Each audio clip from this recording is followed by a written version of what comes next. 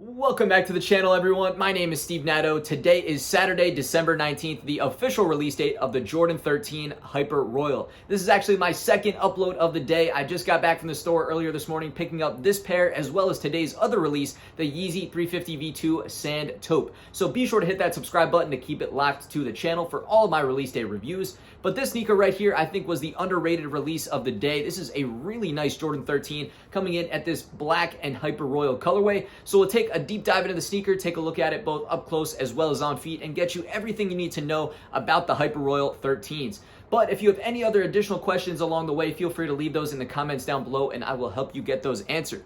So for now, let's go and get into today's video, starting with the quick facts on the Hyper Royal 13s. And getting it started here with the Hyper Royal 13s, here is everything you're going to need to know about the shoe.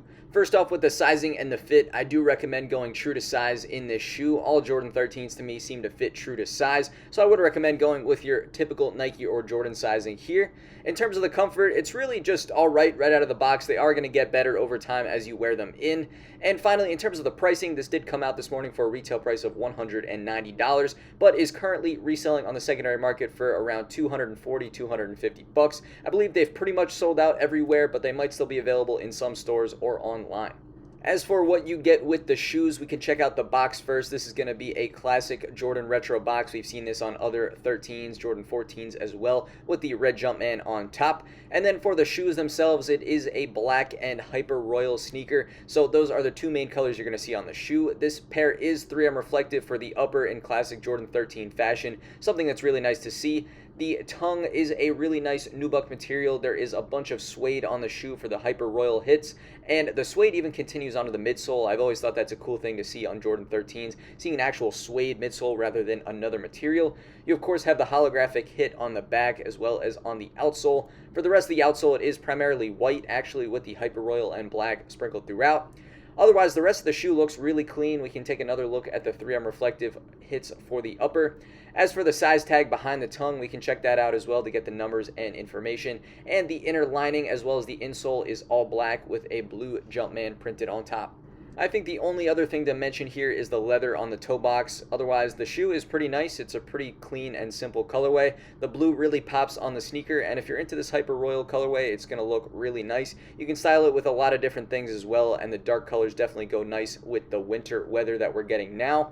Otherwise, if you guys have any other questions, let me know in the comments down below.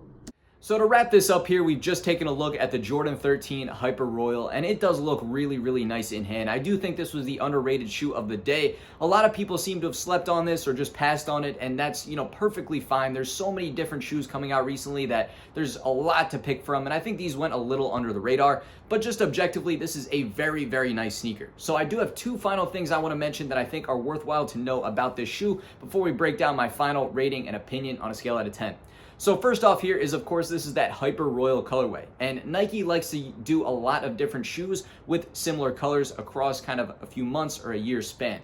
So this Hyper Royal colorway that we've actually seen it on a number of different shoes that have come out this year. And that's a pretty cool thing. So I think that's just worthwhile to mention in terms of options for blue sneakers if you're interested in a shoe in this Royal colorway. We saw the Jordan 1 Low, we saw a Jordan 1 Mid, and even the Jordan 14 Hyper Royal, where this is the Jordan 13 Hyper Royal. So Nike has a lot of different options out there if you're not quite sold on this particular model.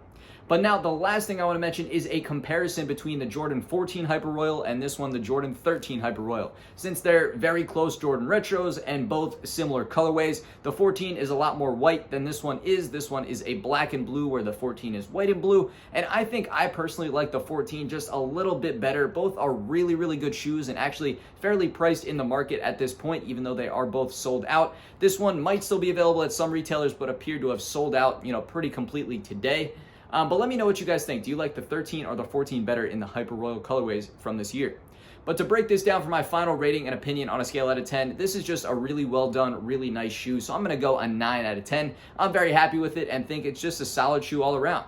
So I want to thank you guys for stopping by and checking out today's video on the Hyper Royal 13s. Let me know if you have any other additional questions in the comments down below, but be sure to hit that subscribe button, and I'll catch you guys again real soon on the next video.